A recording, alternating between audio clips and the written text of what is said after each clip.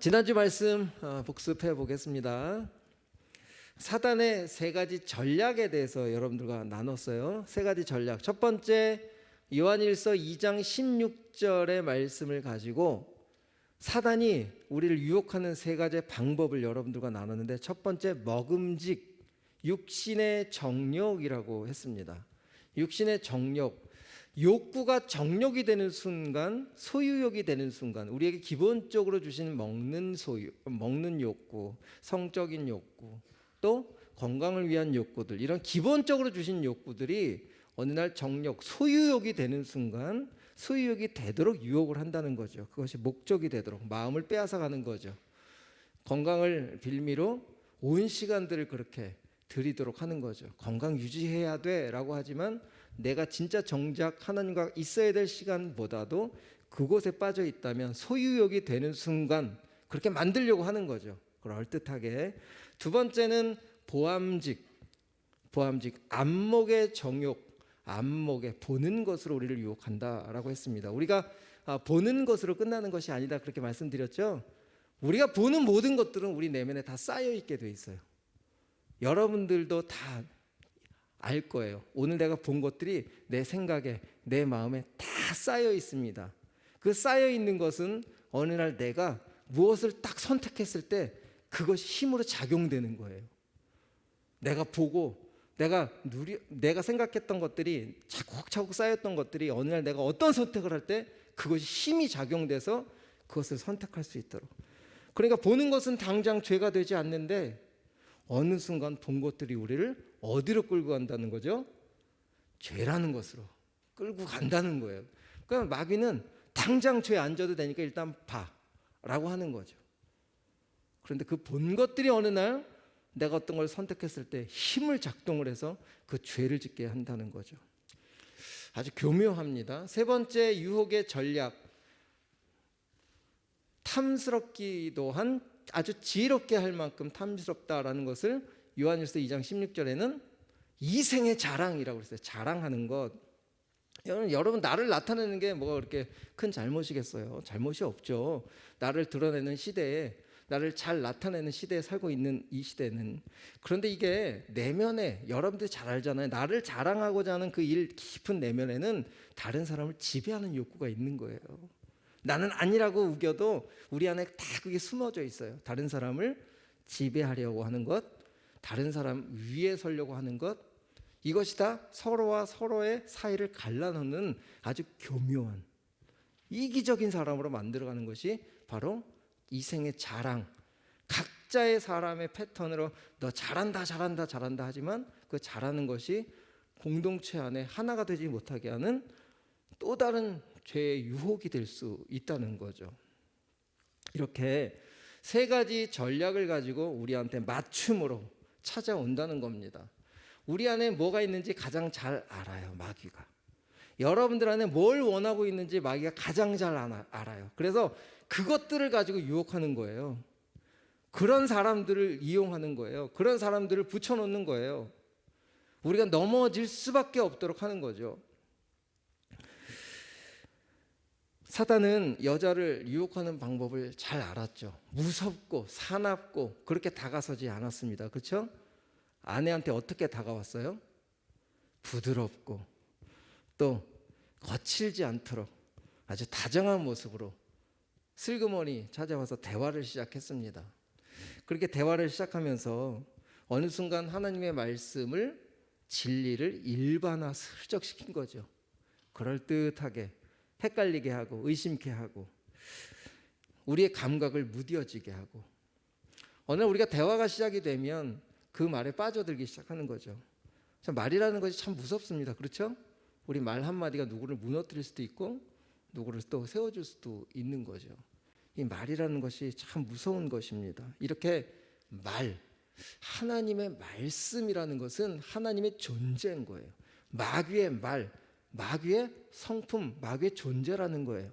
우리가 내뱉는 말도 나의 존재를 드러내는 거죠. 내가 뱉은 말이 누군가에게는 정말 힘들게도 하고 누군가는 살려낼 수 있는 그런, 우리에는 이중성을 다 갖고 있는 거죠. 동전의 양면처럼 우리 이제 마스크를 벗는 순간 정말 다른 사람을 살리는 말을 하는 그런 훈련이 되는 우리 모두가 되었으면 좋겠습니다. 다른 사람을 잘 세워주고 인정해주고, 죄를 인정해주라는 것이 아니에요. 잘하는 것. 이렇게 여자는 사탄의 말에 마음이 빼앗겨 버렸어요.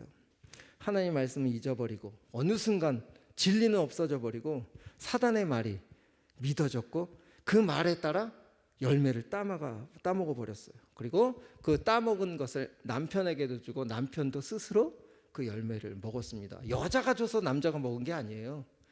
남자 스스로가 결정을 하고 먹은 거죠. 그것은 절대 여자에 의해서 죄를 지었다고 오해하지 마세요. 여자 때문에 죄를 진 게 아닙니다. 다 보고 있었어요, 옆에서. 그리고 책임자인 실은 남자가 더 책임감이 없는 거였어요. 막았어야죠. 직접 하나님 말씀으로 들었던 남자가 막아줬어야죠. 거절하도록 도와줬어야죠. 그런데 따먹은 걸 보면서도 그걸 지키지 못하고 그 열매조차 먹은 아담이 진짜 하나님 앞에서는 인류의 대표성의 죄인이 되었던 것입니다. 여러분, 이렇게 계속해서 지금 3주 동안 죄에 대해서 이야기를 나누니까 우리는 좀 무거워요. 죄에 대한 이야기를 하면 무거워요. 왜냐하면 우리가 다 누리고 그것을 느끼고 있기 때문에 그래요. 우리 안에 다 잠재적으로 숨겨져 있거든요. 그래서 미꾸라지가 막 한번 휙 해야, 아니 뭐 연못을 난리치어야 특구정물들이 올라와야 오는 거죠. 처음에 평상시에는 전혀 깨끗한 물처럼 보이는데 그 밑바닥에 가득 이게 쌓였던 것들이 뭔가 와서 휘어져 봐야 진짜 쓰레기 같은 것들이 다 올라오는 것처럼 우리 안에는 그렇게 다 잠재돼 있어요.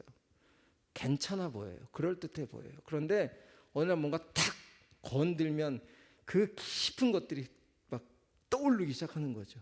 그게 진짜 우리 모습이라는 거예요. 이렇게 죄는 여자를 통해서 남편에게까지 전염이 되고 이 가정이 무너지는 시작점이 되었죠. 여러분, 어떻게 아담 한 사람이 죄인이 되어서 우리 모두가 죄가 되었을까? 이해가 되지 않잖아요. 우리는 아담과 같이 살지도 않았는데 왜 아담이 죄인이 됐다고 나까지 죄인이 되어야 되지? 우리 로마서 5장 12절 말씀 한번 읽어볼까요?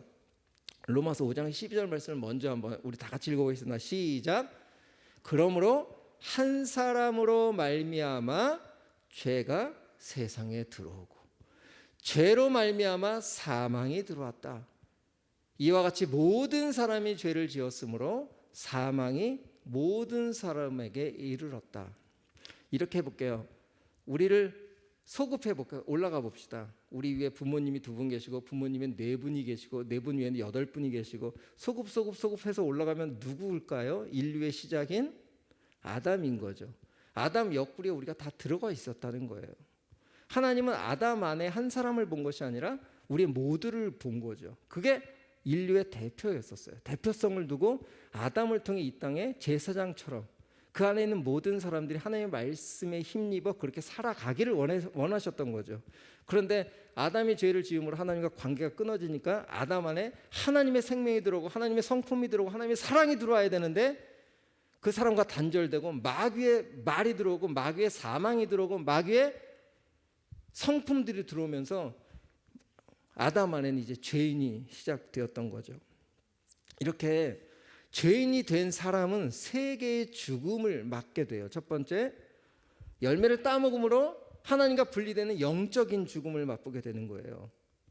그리고 영적인 죽음을 맛본 사람들에게는 두 번째, 육체적인 죽음을 맛보는 시간이 필요한 거예요. 모든 사람에게는 죽는 시간이 있죠. 두 번째 죽음입니다. 세 번째는 죽음 이후에 심판이 떨어졌을 때 영원한 죽음, 영원한 심판을 받게 되는 영원한 죽음이 있는 거예요. 그래서 죄인 된 사람은 몇 가지의 죽음이 있다고요? 하나님과 분리되는 영적인 죽음, 두 번째 육체적인 죽음, 마지막 심판의 영원한 사망의 죽음.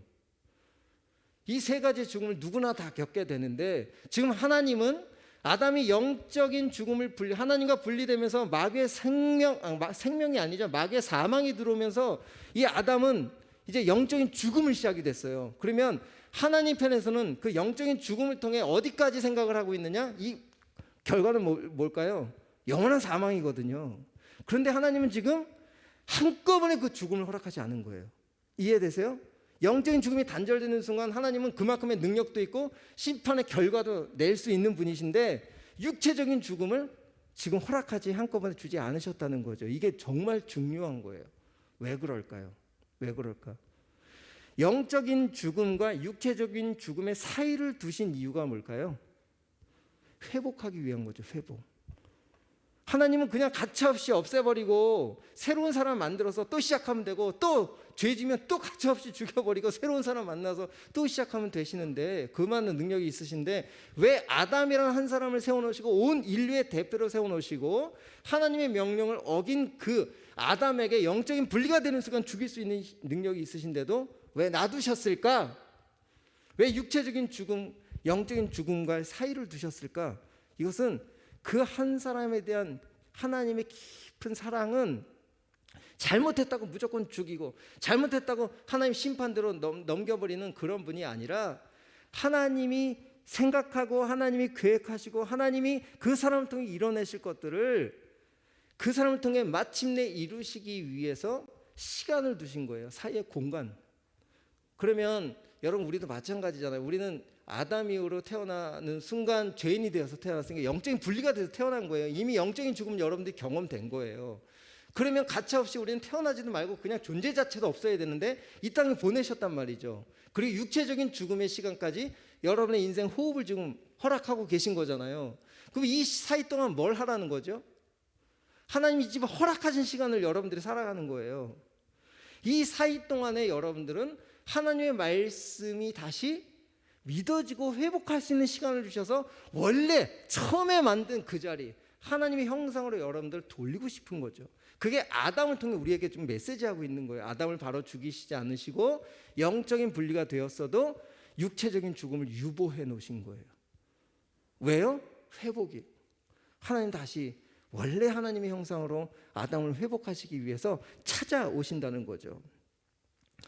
오늘은 이 회복하는 이야기보다 죄를 짓고 난 이후에 아담과 여자의 모습을 좀 조명해 볼 거예요. 오늘까지 죄에 대한 이야기를 조금 더 해볼 건데, 왜 제가 이렇게 어려운 이야기, 죄의 상태, 죄의 모습들을 자꾸만 여러분들과 나누려고 하느냐? 그 죄의 모습을 성경에 기록하셨으므로 그것을 읽는 독자들로 하여금 우리의 지금 영적인 상태, 아담하고 똑같잖아요. 죄를 받아들임으로 죄인이 되어 있는 아담과 죄인으로 태어난 우리와 지금 에덴 동산 앞에 서 있는 우리의 모습은 똑같은 거거든요. 그럼 성경에 그렇게 기록을 해 놓으셔야 우리가 우리의 존재가 어떤 존재인지 알 거 아니에요. 그러니까 그 7절에 보세요. 이에 그들의 눈이 밝아져 자기들이 벗은 줄을 알고. 죄인이 되자마자 가장 먼저 시작된 것이 뭐냐? 관계가 끊어지고 나서 눈이 밝아졌다는 거예요. 눈이 시력이 좋아졌다는 얘기가 아니잖아요. 그렇죠? 이 눈의 방향성이, 보는 시선이, 이제는 하나님을 향했던 시선이, 하나님의 사랑을 향했던 그 시선이 왜곡되고 죄에 씌어지니까 서로의 부끄러운 것을 보기 시작했다는 거예요. 그러니까 수치심을 보는 그런 눈으로 바뀌었다는 거죠. 완전히 방향이 바뀌었다는 거예요. 죄가 들어오니까 우리는 태어나자마자 가르쳐주지 않는 우리의 시선은 우리의 욕망을 향해 우리는 서 있기 시작하는 거죠. 그렇죠? 여러분, 시선 아무리 처리하려고 해도 안 되잖아요. 내 시선이 가는 곳에, 내 시선이 아무리 주님 오늘 제 시선을 좀 붙들어 주십시오 해도 제 시선이 부딪히는 그곳이 어디입니까? 여러분들이 너무 잘 알 거 아니에요. 형제들은 형제들이 바라보는 시선이 있을 거고, 자매들은 자매들이 바라보는 시선이 있을 거예요. 지금 자기의 수치심 때문에 눈이 밝아졌다라고 하는 것은 정말 보고 싶어도, 하나님의 사랑을 보고 싶어도, 말씀을 보고 싶어도 말씀이 봐지지 않는 눈이 되었다는 거예요. 스스로가 여러분 말씀 보는 눈으로 되고 있나요? 눈 딱 뜨면 말씀 딱 보고 계속 말씀 앞에 서 있는 눈이 아니잖아요. 그렇죠? 그러니까 이 지금 7절의 말씀을 통해서 우리에게 지금 가르쳐 주는 게 뭐예요? 너 죄인이야 라는 걸 가르쳐 주는 거예요. 넌 죄인으로 태어났어. 네가 아무리 그럴듯하게 해도 너는 죄인이야. 아담 아래 태어난 죄인이야. 그런데 내가 너의 생명을 유보하고 있어. 내가 죄인인 것이 분명히 발견돼야 나를 위해 오신 두 번째 아담이신 예수 그리스도의 은혜가 값지게 되는 거예요. 여러분들이 죄인인 게 아닌 것처럼 하고 있으면 그 은혜는 은혜가 되지 않아요. 그냥 이론일 뿐인 거죠. 이해되세요? 성경에서 죄인의 그 낱낱한 상황들을 이렇게 써놓으신 것은, 이것을 읽는 제가 와, 맞다, 내 눈이 밝아졌다라는 것은, 내가 정말 주님의 그 마음을 보고 싶어도 이 눈이 컨트롤이 안 되는구나, 나는 맞구나, 아담의 후손. 이렇게 여러분들이 자기 자신을 돌아보라는 거예요. 두 번째, 그 벗은 줄 알고 무화과 나무 잎을 엮어 치마로 삼았다라고 하는 거죠. 여러분, 무화과 나무 잎에 대해서는 제가 한번 여러분들에게 설교를 한 적이 있어요. 그런데 자기의 부끄러운 것을 감추기 위한 무화과 나무 잎이라는 요 신학적인 배경을 보면, 인간이 만들어내는 무엇인가 그럴듯하게 인간처럼 보이려고 하는 인간 존중, 인간 여러 가지 인본주의, 이런 것들이 다 인간 중심으로, 인간이 완전히 위대하다라는 것을 계속 조명하도록 만들어 가는 것이 바로 이 무화과 나무 잎인 거예요. 하나님은 죄인이라고 얘기하는데 아니라는 거죠. 그럴듯하다는 거예요. 우리는 괜찮다는 거예요. 과학으로, 물질 문명으로, 권력으로 뭔가를 소유하면 나는 그럴듯해 보이는 거예요. 내가 좋은 차를 타고 다니면 다른 사람의 평가는 좋은 사람인 거예요. 괜찮은 사람인 거예요. 그러니까 우리는 그걸 향해 추구해 가는 거예요. 좀 작은 차를 타고 가면 무시당하고, 호텔에 작은 차 끌고 가면 발렛 절대 안 해주잖아요. 이 시대가. 좋은 차를 타고 가야 그 사람의 인격이 되는 거고, 계속해서 무화과 나무 잎이라는 것은 내 존재를 드러내게 하는 것이라는 거죠. 그것을 인간들이 끊임없이 추구하는 거예요. 뭔가 그럴듯하게 만들어가고 포장해가는 이거 얼마나 바빠요. 그런데 그 무화과 나무 잎은 인간이 만들어내는 가리려고 하는 것들은 한계가 있다니까요. 안 가려지는 거예요. 그러니까 계속 인간은 바쁠 수밖에 없죠. 새로운 것을 만들어내고 새로운 것을 추구해야 되고, 끊임없이 새로운 무화과 나무 잎을 만들려고 그냥 애쓰며 우리가 살고 있는 거 아닙니까? 지금 나를 포장하기 위해서 얼마나 노력하고 살아가요. 그리고 저녁에 집에 가서 화장을 싹 지우고 나면 시원하지 않습니까? 진짜 내 모습은 다 가려놓고, 이 무화과 나무 잎을 엮는 것을 내 스스로가 발견해야 돼요. 내가 뭘 자꾸만 감추려고 하고 있지? 내 속에 있는 이 깊은 것을 무엇으로 감추려고 하고 있지? 라는 거죠. 두 번째, 11절 12절을 가봅시다. 오늘 본문의 11절 12절 같이 읽어봅시다. 시작. 이르시되 누가 너의 벗었음을 내게 알렸느냐? 내가 내게 먹지 말라고 명한 그 나무 열매를 내가 먹었느냐? 이게 하나님이 다 알고 질문하잖아요.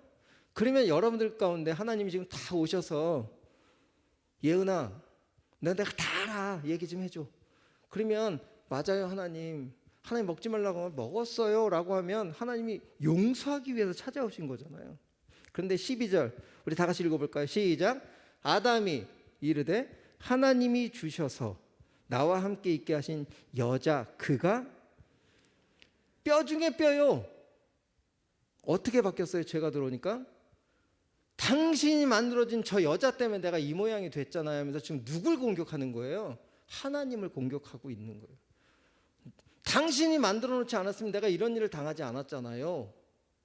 그래, 저 여자는 뭐예요? 나한테 돕는 배필이라며 지금 나에게 이렇게 먹게끔 했다는 죄를 전가시키고 있는 모습이잖아요. 그럼 여러분, 우리를 한번 돌아봅시다. 우리 정말 합리화 잘하죠. 참 잘해요. 그러니까 우리는 너무 익숙해요. 내 것을 포장하기 위한 합리화는 너무 잘하죠. 거짓말 투성이죠.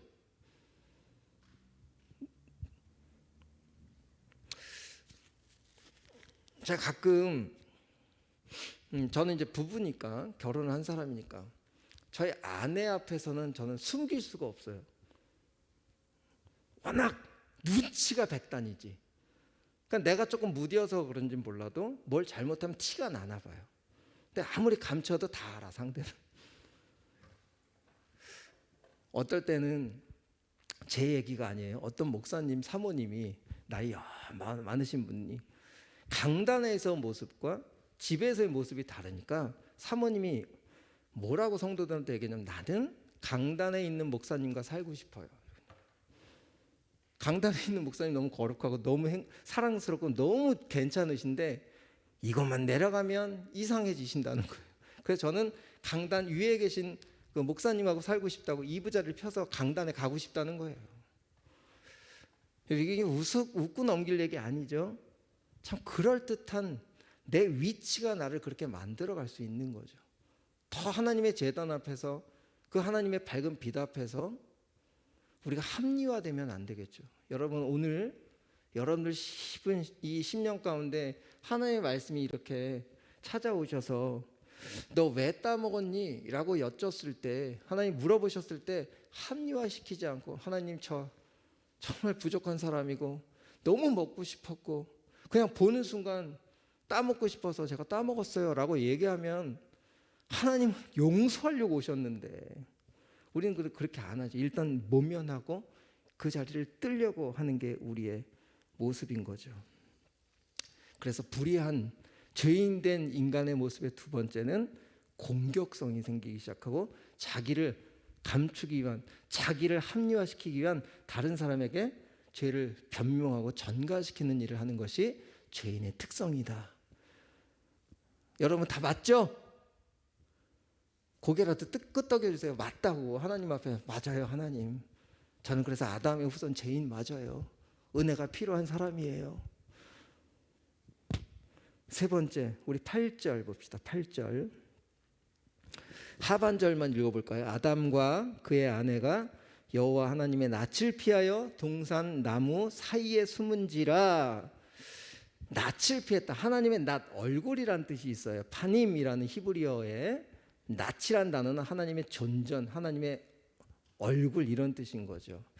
우리가 가족 간에도 부부 간에도 형제 간에도 진짜 눈과 눈을 마주치는 게 지금 참 어색한 시대가 되었지만 잘못하면 눈이 제대로 맞춰지지 않는다 그런 이야기예요. 눈이 피해지는 거. 그러니까 천성적으로 눈을 잘 못 맞추는 사람들도 있어요. 그것이 죄인이라는 뜻이 아니라 하나님의 빛 앞에 내가 서지 못하도록 하는 게 마귀의 전략이라는 거죠. 죄가 많으면 말씀이 안 들리는 거예요. 내 안에 어두운 것이 있고 내 안에 뭔가 잘못한 것이 있으면 여전히 그 생각이 나를 사로잡아서 빛 앞에 서지 못하도록 한다는 거예요. 그러니까 죄인의 특성이 바로 그거죠. 여러분 말씀 앞에 이렇게 예배 가운데 왔다는 것은 하나님 나의 바로 이 모습 그대로 주님 알고 계시죠? 라고 하는 겸손함이 있는 사람이 예배를 드리는 거예요. 예배 자리에 나오신 거 참 축복합니다. 예배 자리에 나오기 싫어하는 사람이 얼마나 많은지 아세요? 그만큼 자기 안에 어두움이 지배하고 있다는 거죠. 10절 이르되 내가 동산에서 하나님의 소리를 듣고 내가 벗었으므로 두려워하여 숨었다. 죄인된 사람의 특징 네 번째는 피함과 동시에 두려움이 생기기 시작하는 거예요.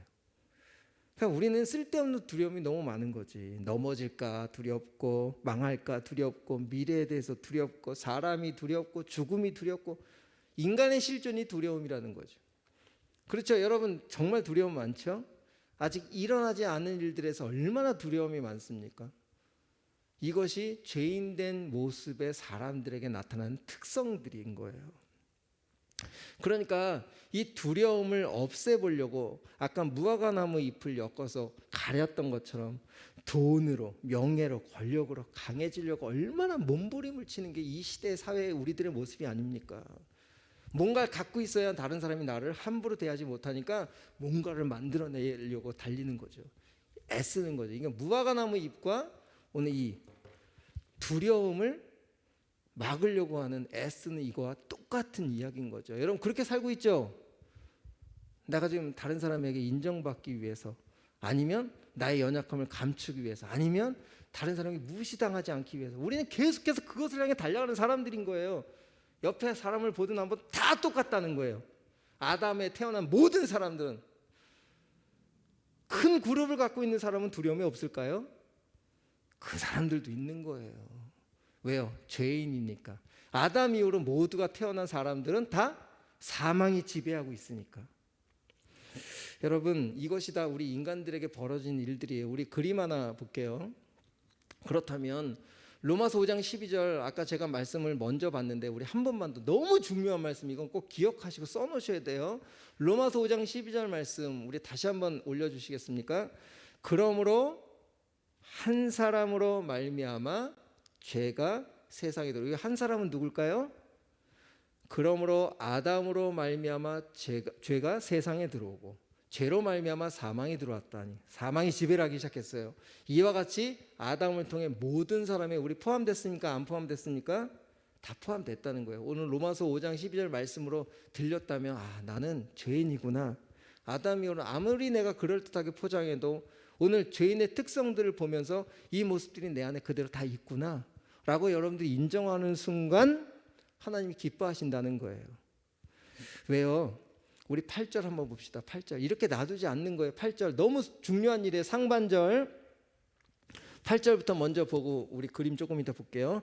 시작. 그들이 그날 바람이 불 때, 여기 그날이라는 단어가 우리한테 소망인 거예요. 이 그날은 어데이가 아니에요. 영어로 더데이, 정관사 더를 붙여서 그날이라는 거예요. 무슨 날? 죄를 지은 그날 하나님 찾아오셨다는 거예요.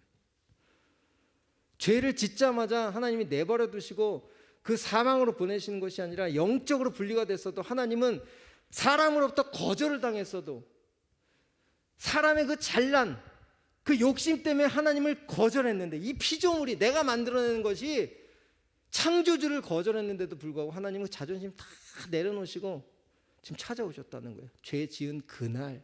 이게 소망 아니겠습니까?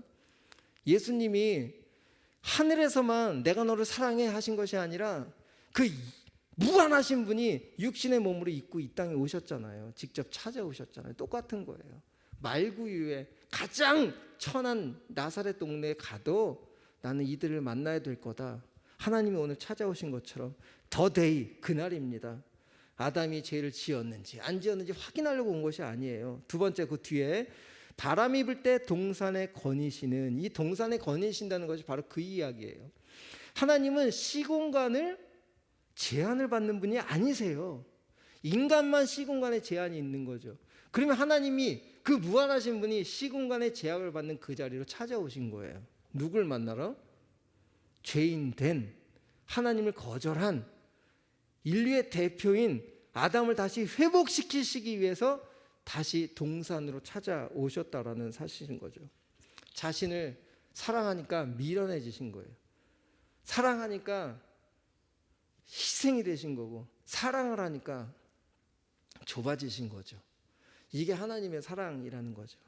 그리고 9절에 오늘 여러분들의 설교 제목이었던 아담의 이름을 부르시는 겁니다. 정말 작은 자로 오셔서 창조주신 모든 걸 누리시는 분이 가장 작은 자리에 오셔서 작은 모습으로 오셔서 누구야 부르는 거예요. 여호와 하나님이 아담을 부르심에, 여기에 자기 이름을 한번 넣어서 읽어봅시다. 시작. 여호와 하나님이 영훈이를 부르심에 그가 이르시되 내가 어디 있느냐. 오늘 이게 여러분에게 하고 싶은 질문입니다. 하나님 지금 아담아 어디 있니? 이거 아니죠? 다 알고 찾아오셨어요. 어디 있는지 위치적인 문제가 아니라 존재를 좀 묻고 계신 거예요. 너 지금 어떤 상태니? 너 내가 다 알고 왔는데 너 어떤 상태니? 라고 지금 우리 이름을 부르고 계시는 거죠. 여러분, 이 인생 중에 정말 내가 어디 있는지를 아는 것이 정말 아는 사람은 행복한 사람이에요. 왜냐하면 오는 것, 어디로부터 왔고 어디로 가는지 아는 사람만 내가 어디 있는지 알거든요. 근데 내가 어디로부터 왔고 어디로 가는지를 모르는 사람은 내가 있는 지금 현재 자리를 몰라요. 되게 중요한 얘기입니다. 다시요. 인생이 어디로부터 왔고 어디로 가는지 아는 사람, 그 사람만 자신이 어디 있는지 알게 된다는 거예요. 그런데 사망이 들어와서 가야 될 자기의 제사적인 역할을 다 잃어버린 아담 입장에서는 자기가 지금 어디에 서 있는지 모르는 거예요. 어디로 가야 될지도 모르는 거예요. 이게 우리들의 인생 아닙니까 지금? 아무리 공부해도 내가 좋은 대학과 내가 좋은 대학원과 내가 좋은 어떤 직장에 들어갔어도 여전히 혼돈인 거죠. 언제 뭐가 되지 못할 이 시대를 지금 말씀하고 있는 거잖아요. 그럼 우리는 어디에 서 있어야 됩니까? 존재론적으로 이제 여러분에게 좀 질문하고 있는 거예요. 여러분 잘 들으세요. 이 질문이 오늘 여러분들이 숨 쉬고 있을 때 듣는 것이 행복인 거예요. 여러분들 죽는 순간 아담아 어디 있니라고 그 소리를 거기서 들으면 여러분 영원한 사망입니다. 회복이 없어요. 이해되세요? 영적인 죽음으로 단절된 우리가 이 땅에 보내졌어요. 그런데 하나님 바로 육체의 죽음으로 보내지 아니하시고 우리에게 시간을 주신 이유는 우리 이름을 부르셔서 다시 회복하시려고 이 시간을 주신 거예요. 이 시간에 아담아 어디 있느냐라고 물었을 때 제 존재가 이렇게 오늘 말씀을 들어보니까 죄인된 존재가 많네요. 하나님 당신이 필요합니다. 주님의 은혜가 필요합니다라고 주님의 말씀을 붙드는 순간 우리는 영원한 사망은 맛보지 않아요. 왜? 예수님이 영원한 사망을 맛보셨기 때문에. 예수님 안에서 우리는 영원한 사망이 없는 거예요. 그런데 예수님을 믿지 않고 우리를 보내주신, 나를 위해서 보내주신 두 번째 죄인으로 오신 예수님이 나와 상관이 없는 사람은 이 땅에서 육체적인 죽음 이후에 하나님 부르시는 거죠. 심판 때서 누구야? 너 도대체 어디 있었니? 라고 질문하는 순간 그 사람은 영원한 심판이죠. 여러분에게 오늘 살아있는 호흡하는 동안에 이 질문을 받는다는 게 은혜인 거예요. 여러분 인생 가운데 이 질문에 대답을 할 수 있는 것이 귀한 일이고 은혜라는 사실인 거예요. 이 기회는 여러분들에게 계속해서 하나님이 주시겠지만 여러분들의 이 호흡은 하나님이 죽이시는 것이 아닙니다. 이 세상의 사망이 여러분들을 죽이려고 하는 거죠. 이 공중권세를 잡은 어둠의 세력이 인간관계를 흐트러놔서 살인을 통해서 죽이고 이게 무슨 하나님이 허락하셔서 죽인다. 여러분 오해하지 마세요. 생명의 주인이 하나님이시지 생명을 죽이고 살리는 일을 하나님이 일방적으로 하시는 게 아니에요. 하나님 주신 이 귀한 생명을 마귀의 꼬드김에 넘어가서 다른 사람을 죽여서 그런 불이익을 당할 수도 있는 거예요. 여러분 어떻게 죽을지 몰라요. 이런 어두운 세상에 우리가 살면서 오늘 이 질문 가운데 뭐라고 대답해야 될까? 찬양팀, 제가 그림은 다음 주에 여러분들과 나눌게요. 시간이 된 관계로 이제 다음 주부터는 회복에 대한 말씀이 나갈 거예요. 그런 존재입니다. 우리 시편 139편 7절에서 10절. 여러분 인간이 가장 착각하는 건지 뭔지 아세요? 하나님을 피할 수 있다는 거예요. 내가 하나님을 피할 수 있다고 생각하는 것이 인간이 가장 착각하는 것 중에 착각입니다. 우리 하나님의 존재를 피할 수 있는 사람들이 아니에요. 그것은 하나님이 회복시키시겠다고 하나님의 위치 추적 장치는 정말 초정밀하신 거죠. 우리가 어디 있든지 우리의 숨이 걷어질 그때까지 아마 찾아가셔서 성도가 정말 세상의 힘에 눌려서 성도일지라도 자살할 수 있잖아요. 근데 그 시간까지 하나님 아마 계속 말씀하실 거라고 생각해요. 돌아올 수 있도록 기회를 주시지 않을까요? 구원의 문제는 하나님께 있으니까 우리는 본 결과론적으로 지옥이다 천국이다 우리는 판단할 수 없는 사람들이죠. 그 숨이 정말 끊어지는 그 잠깐의 순간에도 예수님의 평생 강도짓한 강도가 오늘 저 좀 기억해 주십시오. 그 한마디 오늘 나와 함께 낙원에 있으리라고 그 구원을 열어주시는 거 하나님. 우리가 그렇게 좁게 우리의 어떤 잘못된 것을 판단해서 죽이고 멸망시키려고 하시는 그 하나님이 아니라 정말 내 존재를 내 이름을 부르시면서 너 나와 같이 다시 원래 자리로 회복하자 라고 하는 것. 우리 잃어버린 나를 다시 찾아서 하나님 앞에 하나님의 존재인 그 아름다움에 연합된 결혼 생활로 연합된 존재로 그렇게 오늘 우리를 부르신다라는 사실을 꼭 기억하시고 오늘 제가 조금 5분 일찍 말씀을 마친 이유는 찬양 두 곡을 하려고 그래요. 두 곡이 오늘 이 말씀과 연결이 잘 됐다고 생각을 해서 우리 찬양해가면서 이 가사를 고백하며 우리 심적인 그 마음들 고백하면 좋겠습니다. 주사랑